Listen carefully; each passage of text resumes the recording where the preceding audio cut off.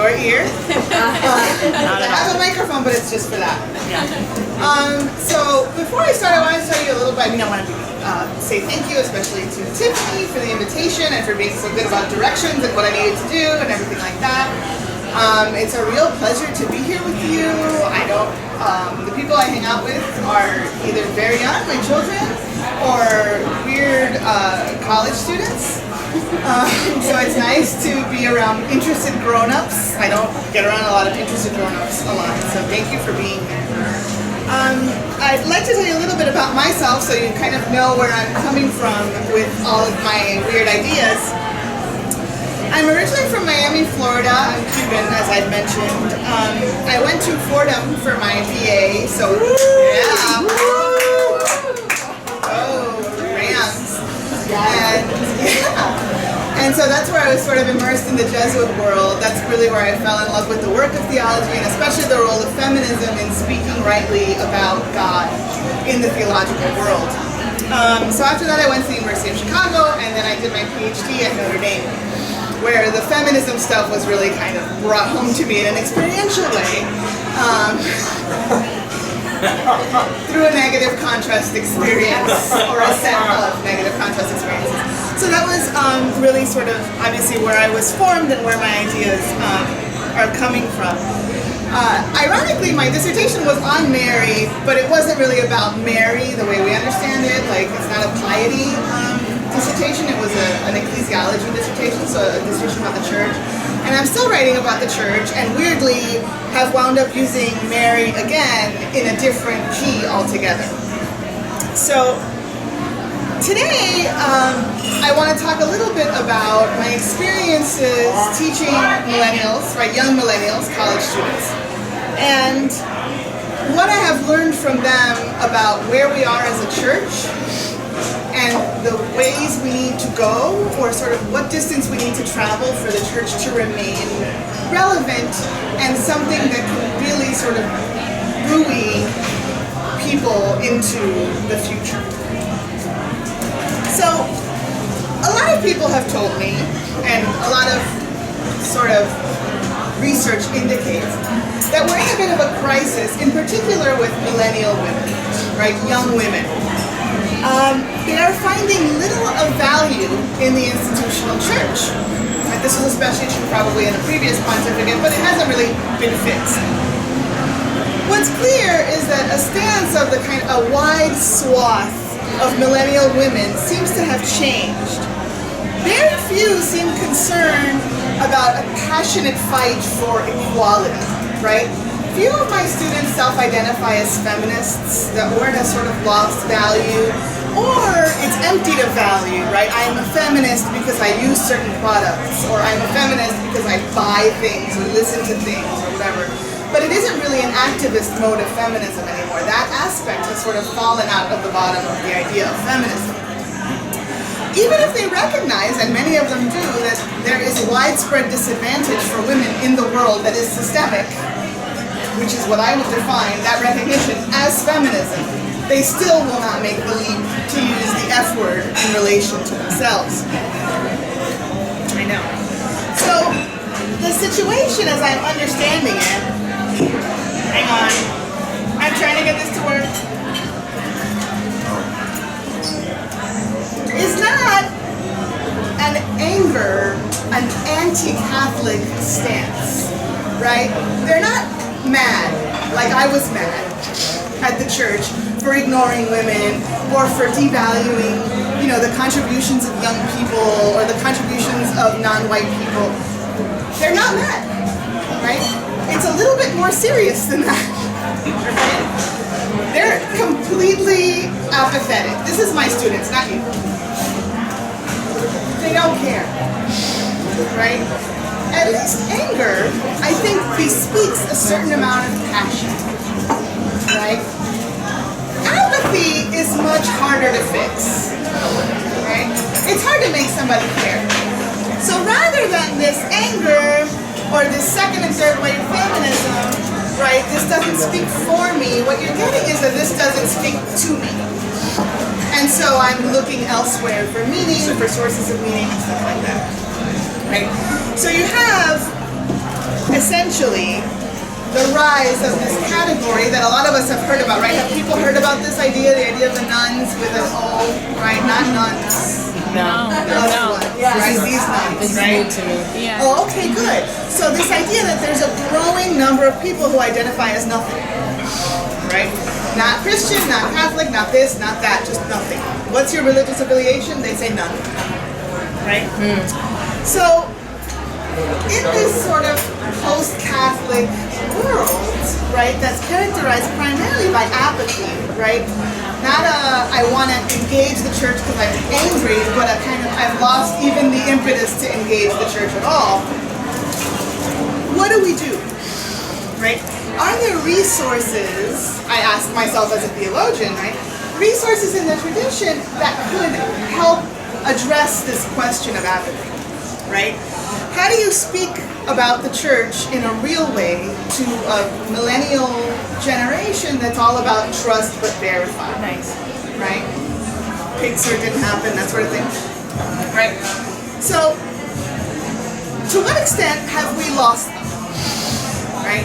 I want to do a little bit here on demographics, right? And so I have charts, and they're a little small, but I'll explain them so you don't have to worry. Sorry. So this is a slide about Pew's data on the religiously unaffiliated, okay, the nuns, and O. I don't need to review what you might already know, right? Former Catholics, or what some people call themselves recovering Catholics, which I find to be a deeply insulting nomenclature, but they use it, right, is really high. If former Catholics would count as a denomination, it would be the second largest denomination group of Christians in the country, which is scary for those of us who are committed to the church. If atheism and agnosticism, right, these two have pretty much remained the same, you can see that the really big share, it's not that they're agnostic, I don't know if there's a God, or they're atheist, I'm sure there isn't. It's, I don't care. Right? I'm not thinking about it. It's not part of my life. Right? And lest you think it's because they're seekers, right? Well, these are just people who are still looking. No, they're not looking. Right? Pew tells us that too. So it's not like if we give them enough time, they'll come around. Nobody's coming around. There's no around. Right? They don't have a religious affiliation and they're not looking for it. Right? So how do you speak a word of truth in this environment? Right? Right now it looks kind of game over. I'm going to show you one more, even more depressing slide, and then I promise the news about that. Thank you. Sorry. Sad, sad, sad, and then a little bit happier. So it's the age issue, right? The religiously unaffiliated are overwhelmingly young people. Right? How many of you fall into 18 to 29? Okay, that's not so bad. That's not so bad. Alright, I can deal with it. So the vast majority of the unaffiliated are young. So as these people die, which will happen soon, right, there will be more of those people. Right, that's just sort of natural. Okay. So if the present of the church, right, who is in the church right now, the present, is the people with young children or people with grandchildren, right? They tend to be pretty much still affiliated. The future of the church, right, 18 to 29, is unaffiliated by almost a third. That is a big chunk of people. So it's a little bit bleaker than it has been in past years, right? This is a peculiar feature of our present landscape, right? Lots of sociologists have done work on this. One that I've read is Patricia Whitbread. She did something for America Magazine. If you're in the Jesuit world, you should know about America Magazine. Yes, excellent, very good, awesome. All right, so she did a whole thing in America. Have you heard of it? I'm a Jesuit. Rumor about it. You've heard rumblings? Rumblings yeah. about America? Good. So Whitbread has this idea that you can address this problem, right, in a number of ways, right? She thinks, she's looking at different surveys and says that that maybe it's lack of opportunities for spiritual leadership, right? Or maybe it's the inability of the church to correctly sort of inculcate or communicate John Paul II's new feminism. Right? Maybe the church has failed somehow, right? I know, Caitlin, that's what I think about the new feminism too. So, this graph, which is a little bit smaller, right, asked, do you think that the church is going to change? Right? I think this is about women's ordination. Do you think it's going to change on the topic of women's ordination? Don't know. Yeah.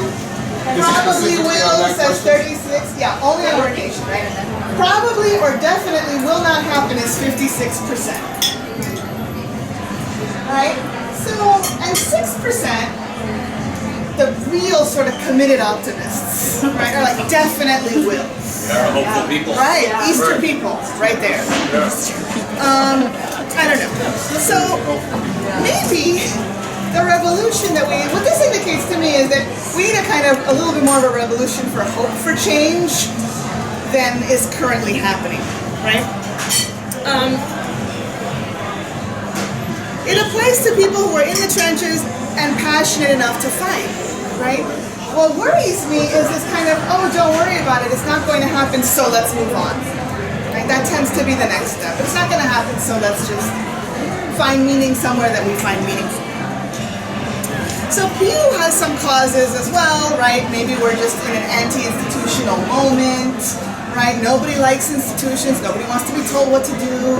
Everyone is really we don't like churches, and we don't like hospitals, and we don't like this, and we don't like that, and we don't like overarching narratives, so let's just, maybe the church is just part of that problem. Maybe, but that's not really what I'm hearing from my students, right? So I want to take a little bit of a micro approach now and just sort of zero in on what I heard from the 3 classes I taught this semester. Right? So last month I asked my 3 classes what they thought, why they thought the church was losing millennials, right? What they thought accounted for this rise of the nuns. And I wrote down everything that they said. And it's true because the word like is really big in here. And that's how you know that it was really said by college students. They love the word like. Oh, wow. Yeah. So here are some insights that stuck out for me, right? First, there's an overwhelming number of students who believe the church to be interested in shame. Right? Shame is a really big word, and it seems to be the message that they have gotten from the church about themselves. That they have a lot to be ashamed of, that shame is the primary emotion associated with the church, etc. Right? They also said that there was a lot of rigidity, right? What I would characterize as intransigence. They don't use the word intransigence, but that's pretty big, right? And the overwhelming use of the word hypocrisy, right? So here's a little swath, Manhattan College students, tri-state area, 18 to 21. This is what they think of the church, right? Shame, intransigence, and hypocrisy. It's not the trifecta that we're looking for, but it's where they are, right? And I'm not teaching Catholicism this semester, so this is not my fault, right? This is in a sexuality class and a world religions class. So I'm not taking the blame on their feelings about Catholicism. They came with me. They're very negative about the church, right? I have one student who was a freshman. His name was David. He's adorable and really, really dorky, so my favorite kind. And he said sort of unselfconsciously, he's an adorable freshman, right? Unselfconsciously, he goes, the thing is that the church seems to be moral absolutists, but we're moral relativists. Just like straight up like that. I was like, okay. At least he recognized, I think he knew what a moral relativist was. That's right, and he just came out and said it. I'm like, I don't think you know how bad that sounds, but okay. Moral relativists. So here's some other comments, right? Word for word. The most extreme and hateful Catholics seem not to go to church at all. There's a lack of inclusivity. Jesus said to love everyone, but gay people are hated. There's too much guilt. There's lots of talk about consequences and not enough celebratory aspects. Power is too centralized, and people my age like to have a voice. And the most disheartening of all, nothing could make me go back. That's the one that killed me. Right? Because that's a real sort of surrender to secularism. So we're in a bind, right? The numbers show it, the conversations show it. So now I want to put on a kind of more theological hat and follow the method of feminist theology in which I was trained. Right? I was trained with Beth Johnson at Fordham. And I feel compelled to tell you that we just finished a book of essays in her honor that's out from Liturgical this week. So do get it. I didn't bring it because I'm dumb. But please get it. I know, some shame you please. It's called Turning to the Heavens and the Earth. Yes, and it's a beautiful blue and green cover. I'm sorry? Liturgical press? It's liturgical, yeah. Yeah. What's the title again? Turning to the Heavens and the Earth. Turning to the Heavens and the Earth. Yeah, it's all about ecological theology, so if that's the sort of thing that you're into, the environment and stuff like that, I highly recommend it. It's great scholars. All right. So anyway, the method she taught me was deconstruction, searching the tradition, and then reconstruction, right? So let's do the deconstruction first in a sort of diagnostic moment, and then we'll look through the tradition, and then we'll try to build something back up. So my analysis of the demographics and my interviews with my students tell me that three things are particularly problematic, right? The first is shame, right? The emphasis on the negative consequences of sex outside heterosexual marriage, right? Which has been a feature, maybe the feature, of Catholic schooling for children and teenagers, at least since I was in high school, which we all know, with Nick, was the dawn of time. Right? This really seems to haunt millennial students, or my students. Right? Some of this has to do, I think, with the particularly sort of peculiar North American puritanical anti-sexual culture that kind of works its way in there. Some of it has to do with the ways in which the ecclesiastical political priorities have aligned themselves with anti-sexual politicians. Some of it might be attributable to the ways in which we talk about sex, or the way the media talks about religion, which is always about the pelvis. Whatever it is, right, it may have to be the rapidly changing sexual landscape, right? 20 years ago, we were not having the conversations about sex and sexuality that we have now, right? It's been a period of rapid change. Maybe that's it, right? Maybe it's the prioritizing of abortion as some sort of a super sin that's different from all of the other sins. Maybe it's the constant conflation of homosexual activity with homosexual orientation. Whatever it is, right? It can be any number of things that I haven't even thought of, right? But whatever it is, the church is perceived to be in the business of shame, right? Shaming and peddling shame. And it has a reputation for shame-mongering. And this doesn't really resonate with young people. Who would have thought? Right? Nobody likes to feel shame. So, the church, as one of my students said, the church is supposed to build you up. Right? And shame does the opposite. So that's one, right? The second word, and you'll see it in maroon over there for Fordham, that indicates a larger problem is hypocrisy. Right? And here, I just don't think that it's possible to underestimate the damage of the sexual abuse crisis and the cover-up of the sexual abuse crisis, which has not been completely addressed, right? Which will maybe take decades to completely address.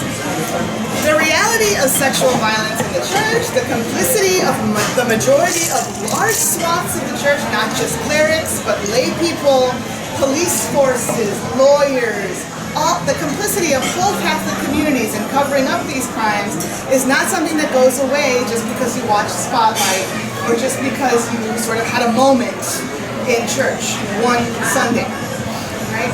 It takes a long time to rebuild the trust that gets lost, right?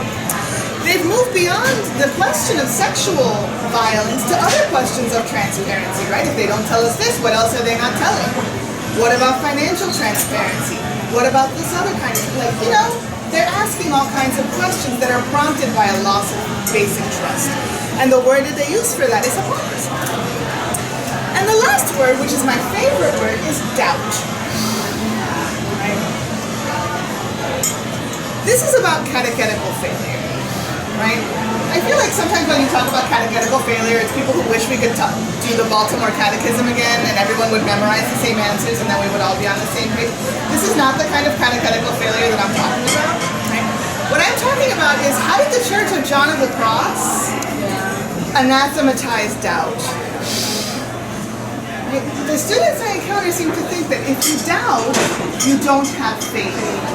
Or if you doubt, you somehow excommunicate yourself or you excise yourself from the community. This is profoundly problematic and an utter failure of catechesis, right? We have canonized people who doubted on the regular and well, right? Who doubt better than any of us will ever doubt. And so to peddle to young people especially who are full of questions, this idea that doubting is somehow antithetical to faith and not an important aspect of faith ruins the whole endeavor because they think once they doubt, they're no longer Catholic. Right? This is really problematic. We can no longer demonize doubt. If we do not make room in catechesis for questions, then people will go find answers somewhere else. With people who are willing to entertain their questions. Questioning is a very normal part of growing up. It's essential to growing up. You don't want people with childish faith. You want grown-ups with grown-up faith. And grown-up faith is the sort of thing that happens with doubt. Right? I always say that I hated Mother Teresa until I found out. I know, I'm sorry. But I hated her until I found out that she had these journals where she doubted the existence of God profound. And I was like, oh, thank God. Because nobody likes the saint that is so super perfect. Right? That's super, and we're like, whatever. That's totally not inspirational. I can't do that. Right? I'm not going to hug people as they're dying. I can't do that. That's not me. So what? Whereas once you saw that bit of humanity in her, why can't she be the patron saint of doubt? Wouldn't that be so much better? So the way I see it, right, questioning is the font of faith, not the enemy of faith, and we need to rehabilitate doubt in a very real way. Right? We have to make a concerted effort for this. All right. Today I want to search the tradition for alternatives. Right? So I've done all the bad news part. Now we're going to start looking for good news, or glimmers of hope in the tradition. Typically, the way Beth Johnson would do this is to look through scripture, right? To look through the fathers of the church mothers, etc., theologians, and try to find sort of what aspects of hope there are in there. And that's a good method, right? But because of who I am, right, I look through for other sources as well, right? So I have Hispanic and Caribbean sources, right, which are very important to me. The literature, the art of Hispanic and Caribbean people, for me, is a good source of sort of Catholic tradition, right? It's where I was sort of sourced in the Catholic tradition, so why not, right? I also draw on the sort of women's experience, right? So I have the Hispanic piece, the feminist piece, which is so important to the way that I think, and then also, of course, the Christian tradition writ large, right? The Hispanic piece is important, right? Oh, sorry. This is the share of people that say they never doubt the existence of God. And look, this is good news because it's going down. A lot of people doubt the existence of God, and that's good. It's an opening for rehabilitating. All right, so now the Hispanics. Right? If you want to talk about the present and the future of the church, what you're talking about is Hispanic Catholics. It's not the story anymore that Hispanics are the future, some imagined future of the church, where things will be okay, right? Because Hispanics are really compliant. And so whatever you do, they're still going to keep coming to church. That is not the reality, right? The reality is that the majority of the church is right now Hispanic, right? This is the percentage of Catholics under the age of 18, right? So this is very much the future of the church. I'd like to draw your attention in particular to my home state of Florida, which is 60. Everything that used to be Mexico is above 60. Right? Great way to put it. Right? And even those places that were never Mexico, that you were like, oh, they're Hispanics there, like Oklahoma, has a healthy third of the Catholics there are under 18. Right?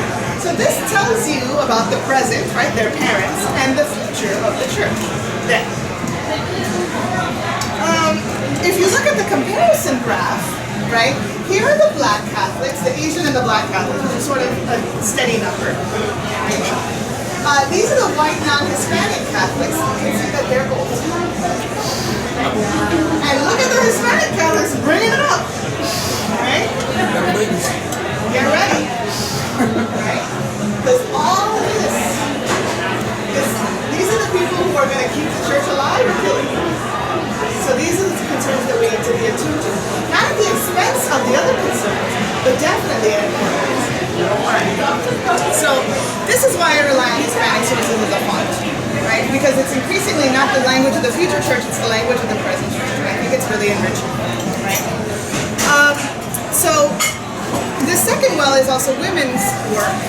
And I found an interesting source that combines both Hispanic and feminist work in the work of a Puerto Rican author. Is anybody here Puerto Rican? Is anybody Puerto Rican? Just you? Hi.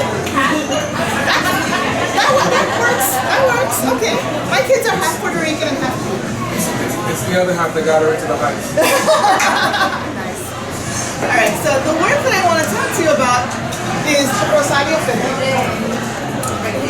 She just died this year. She's a wonderful author. I would say she was in her mid-70s when she died, and she has many books. Right. The one story that I want to focus on, though, is a really Catholic story that she tells, called "The Battle of the Virgins." It's great. So I love art and literature as a source for theology. I think it's where a lot of people's understandings of the church are sort of unfolded. And so here we go, right? One day I'm going to write a book about Catholicism and novelas. Novela itself. I know, but it's because novelas have a lot of, the Virgin Mary is a main character in most of the novelas that I've ever watched, even though anyway, that's what it is. So this is an autobiographical short story of Fidesz. Right, and it takes place in Ponce, which is on the southern coast of Puerto Rico, where it's very hot, like this room. And then the story focuses on the relationship between Rosario and her nanny, right? And her nanny's name is Hilda, right? So among the many things that are going on in the story, right, and there's colonialism and race issues and class divisions and all these things, I really just want to focus on the Mary stuff, right, and the way the women are interpreting Mary. The battle is between the Virgin of Guadalupe, right, who is the nanny's virgin, right, and the Virgin of the poor people in Ponce, and Our Lady of the Immaculate Conception, right, which is the gringo virgin, right, that was brought over by Irish priests, right, and so she is ensconced in the cathedral, right. The cathedral is to the Immaculate Conception. There's a side altar to Guadalupe, so that's the setting of the story, or the little section that I'm going to show you, right? So let me show you, there's one little snippet here, right? That I'll read to you, even though I hate reading it. So no sooner had Hilda begun to pray, right? They're in the cathedral. When I asked, this is a little 8-year-old, right, asking her nanny, why is my Guadalupe black?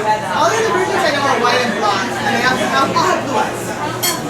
And Hilda said, she's not black, she's brown. She was buried in the ground for 800 years. The dirt stuck to her, and now she's the same color as the earth. This is utterly false, but it doesn't matter. Why was she buried in the ground for 800 years? Because some bad men wanted to harm her. I saw the story in Tizol, because nobody ever seen it. It's a classic old Mexican movie.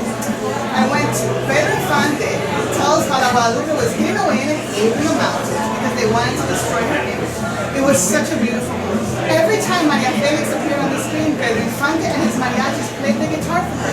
Just like Eusebio, her boyfriend, does for me in Intimidado once in a while. And this is the canonical moment between Hilda and Rosario.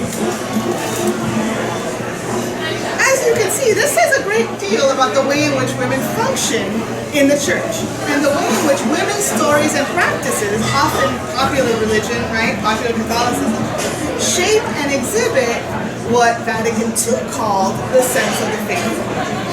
Right? Anybody ever heard the term sense of the faithful? Yes. Nice. All right. So the sensus fidelium, or the sensus fidei, right, is an intuition of faith that belongs to all believers and that participates to an extent in the inerrancy of the church. What theologians have never been able to tell us is where that is. Right? It was a nice way of talking about how everyone is to some extent participating in infallibility, but we've never been able to point to where it happens. Right? This is an attempt to start to point to where it happens. It's an intuition. Because it is an intuition, you cannot pull for it, right? And you can't really point to it, right? Do you know what your intuitions are? It's even if you try to verbalize them, it comes out differently, right? So I like to think that popular religion, and here I'm in a cohort of a bunch of Latino theologians who think this, right? The popular religion is an avenue for the sensus fidelium. And I would add to that literature and art, right? Literature and art are places where you can find the sensus fidelium reflected. So, returning here, right? With Hilda the nanny explaining Guadalupe to a little girl using a combination of a variety of apparition stories, right? The dirt on the face is Guadalupe of Extremadura from Spain, right? Tizoc is a movie about the origins of Mexico, right? Pedro Infante is like, the Ricky Martin of the 1940s, right? So all of this is happening, right? Popular culture and movies and her own romantic life and her understanding of religion are all sort of meshed together in this catechetical exchange, right? And I think, right, that this is the way the Sons of the Faithful probably works. It is informed from a variety of sources, but nevertheless contains important truths. It might be that some of these beliefs are extra doctrinal, right? She got the story all wrong. Okay. It might be that they don't line up necessarily with magisterial teaching. Okay. So we can't just equate popular practices or popular Catholicism with the sense of the faith, but we can say that the intuition is present. It requires interpretation, right? But it doesn't mean the practices are irrelevant. In fact, they are present in the people of God, and therefore they are important to be attentive to. So, in this scene, I think different strands of knowledge and complex ways of knowing and talking of affect, right, memory, your job, right, your role as an authority figure in this relationship are all sort of combining to talk about an important gloss on the story of the Virgin. Right? So let me expand here. When the narrator joins Hilda praying at an altar of Guadalupe in a cathedral in the Caribbean, if you're looking at that from the outside, that looks very traditional, right? It almost looks like cheesily pious, right? Like, oh look, two Latinas praying in front of a Virgin, right? I've seen it, right? We think we know what is going on there. Right? We have a very specific interpretation. No, I'm good. But in fact, it's her gloss on the story, right, that mixes up Extremadura and the Mexican Virgin with Juan Diego, that whole story, right, that is then filtered through the lens of her reminiscing about her boyfriend and also thinking about this movie, right? That is what yields something new and peculiar. Later in the story, Hilda tells her charge. Hilda tells Rosario this, right? La Guadalupe is a very powerful virgin. This is my favorite part of the story. You don't want her as your enemy. Rosario had seen the swords and thought the rays. Had you ever seen Guadalupe, right? The rays coming out of that and thought they were like samurai swords. And she was 8 and it was 2. And so her guy's like, no, those aren't swords, they're thunderbolts. She's not a namby-pamby virgin like the ones in the other churches. She gets things done. Right? And she protects the people who fight for what they want. Well, now this is not the catechesis that you normally hear about the Virgin Royal. But it's good. Right? I kind of like it. Right? Here, Hilda picks up on the narrator's misreading of the rays as swords. Right? And she uses it. She takes the misreading and turns it into a story about the power of the Virgin. Right? So here is women making meaning that is meaningful to the audience. Right? So unlike those other virgins, right, the ones especially revered by the religious elites, like the Immaculate Conception, who was always on a bed of lilies, right? In the story, these virgins are personified by the virgin's mother, or by the narrator's mother. Right? Guadalupe is not passive. Guadalupe is not long-suffering. She's not standing on a bed of lilies being virginal. Right? For Hilda, and now for Rosario, Guadalupe represents somebody who's tough and who helps people who fight for what they want. Not who helps people who sit quietly and listen to Father. That's not what that says. Who fight for what they want.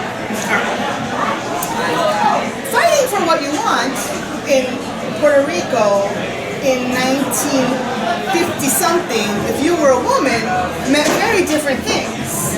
For Rosario, who was white and had a nanny, and for Rosario's nanny, Hilda, who was not white and was poor. Right?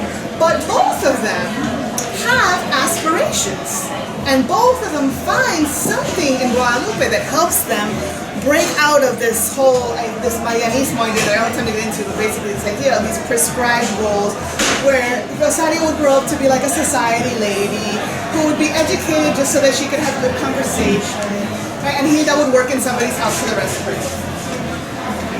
Both Hilda and Rosario end up in this story breaking out of the prescribed roles for them, right? In large part because of this scene, right? This idea that the virgin fights for the people who fight for what they want, right? This virgin is powerful. It's not about dispassionate purity. It's not about sterility. It's not about passivity. It is definitely about action, right? So Hilda ends up leaving the island, which nobody said she could do. She gets pregnant. She loses her job right in the house.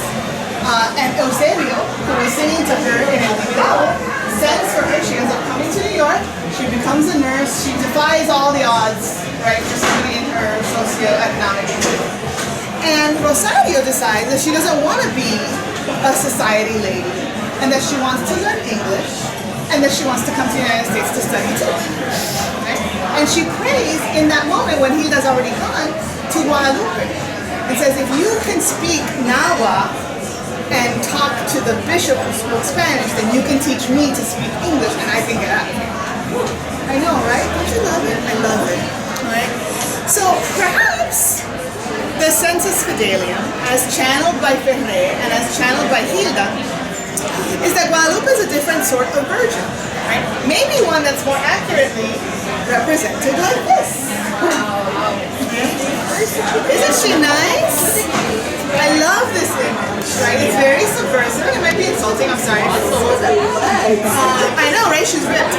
She looks, I love this for two reasons. Number one, she looks young and millennial. Right? She looks very homegirl. She looks very ride or die. Right? She's very happy.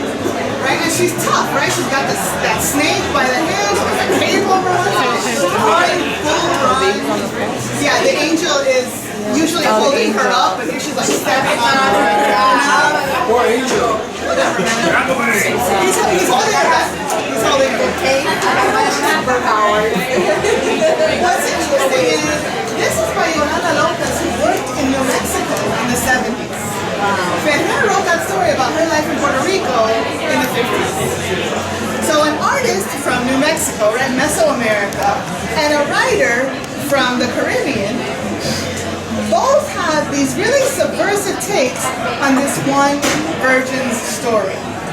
This tells me that maybe there's something to this idea of the sensus fidelium, right? And that maybe women's narratives are something that need to figure a little bit more prominently when we talk about popular religion or popular practices as a source of the sense of the faithful.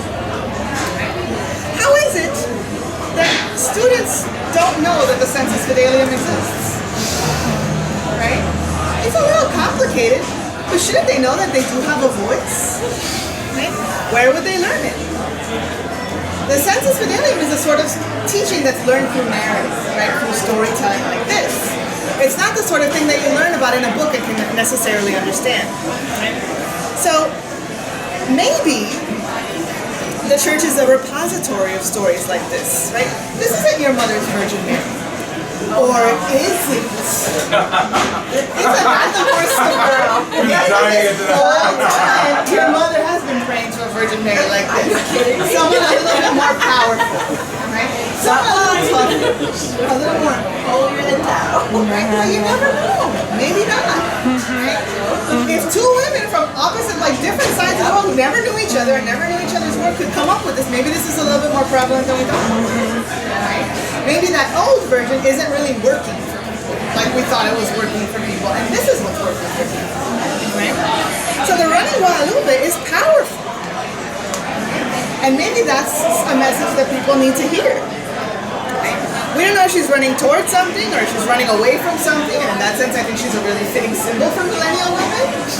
Right? Who knows? I don't know if I'm running from something or towards something half the time.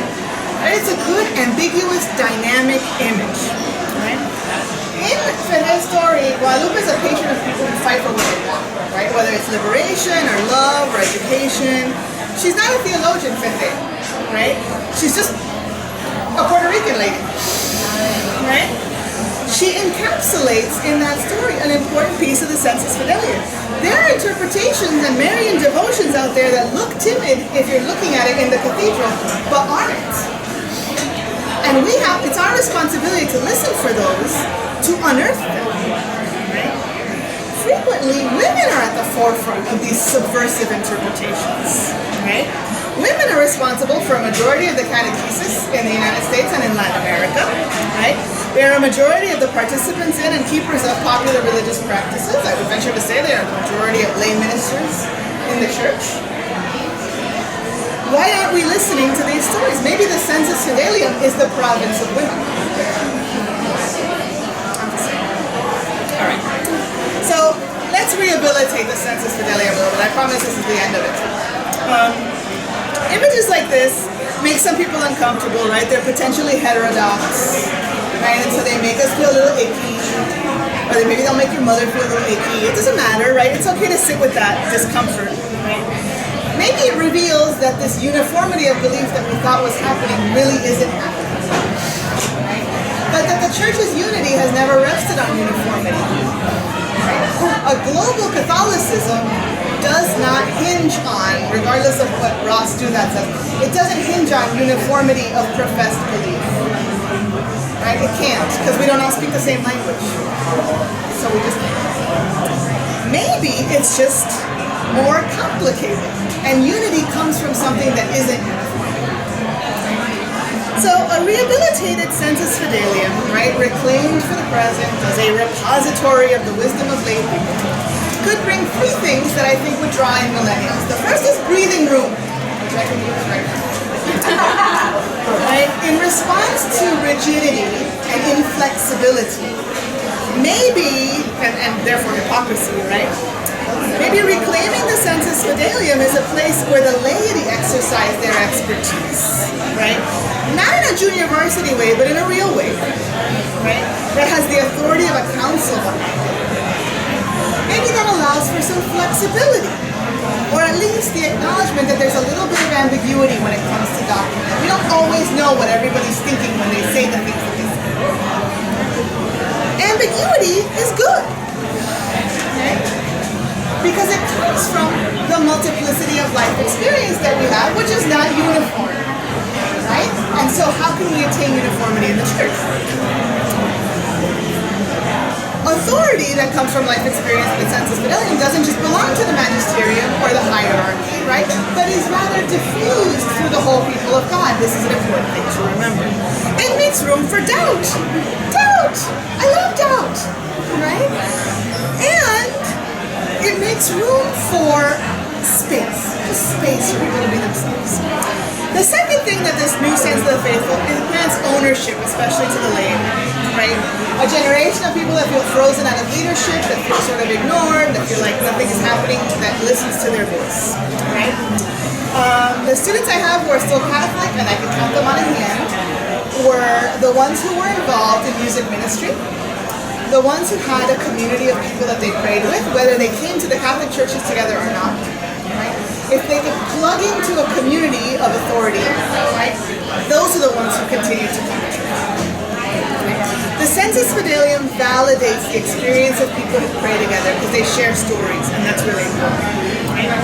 And the last thing is that a strengthened sense of the faith rehabilitates conscience and it rehabilitates mercy. Right? So Pope Francis, we all know, is all about mercy and conscience, especially in Amoris Laetitia. He puts the laity in the driver's seat of the church, and the sensus fidelium, I think, does that too. Right? It allows us to inhabit our driver's seat. All right. So I'm cutting stuff out because I'm dying to eat. Do what you gotta do. So basically, I have no idea how we're gonna keep millennials, right? I don't know. This is my best idea.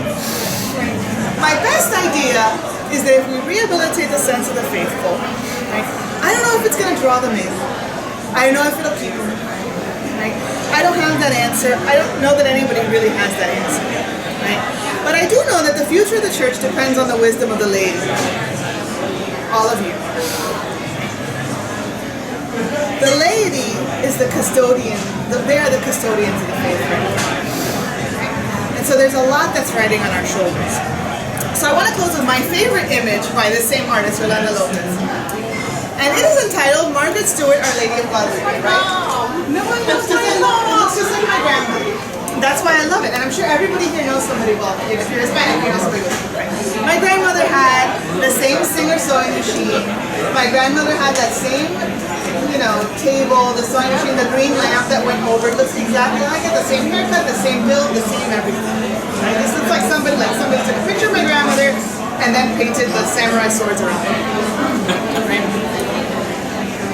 This to me is an image that is in relationship to the running club, right? And obviously it's in the same series by Lopez. Lay people, as the primary custodians of the faith, are weaving and sewing together the experiences that are drawn from their workplaces and their relationships and their friendships and their own interpretations of catechesis and all the rest. Right? I'll let them. The laity's faithful intuition is also what pushes the church into the future. Right? So you see her sort of sewing and pushing the stole or the cape that Mary is wearing into the future. Right? So we gotta lace up our running shoes, right? And push forward. And if you can't run, then you need to mend. But everybody here has a role to play, right? The laity is the only way that this church is going to be relevant moving forward. Right?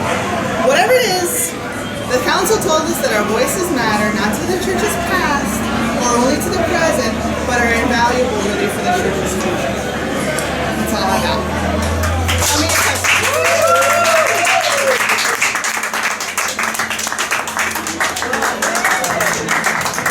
So ask away and I'm going to sit.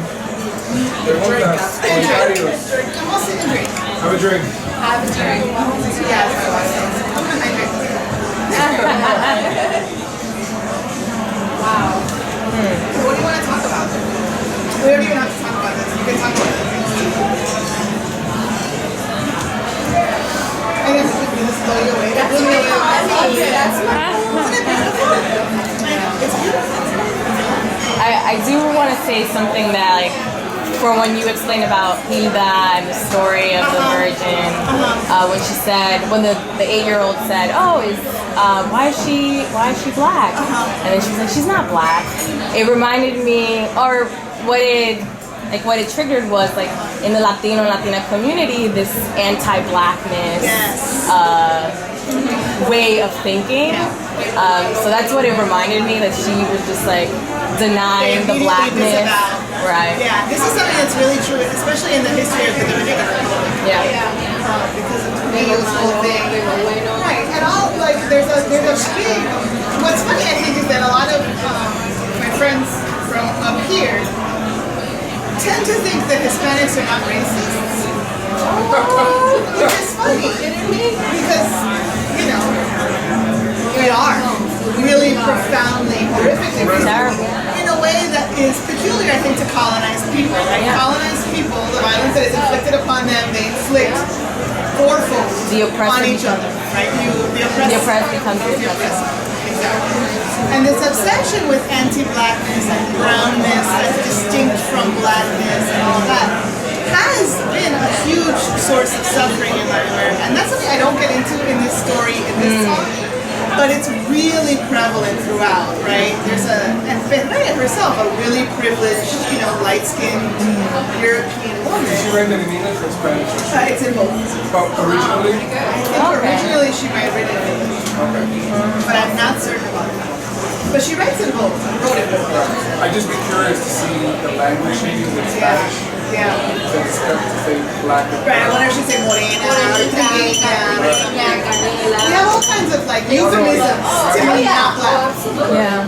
Sometimes get lost in translation. Yeah. There was something that kind of came to mind with the first image from Yolanda Lopez. There's this kind of Athletic. there's this notion among Latinas in particular, right? We talk about la mujer latina es una aguantadora, right? Aguanta mucho, right? And oftentimes that's I think it's really couched as a weakness, right? Right. And yet I saw that image and my thought was, coger fuerza para aguantar mucho. Right.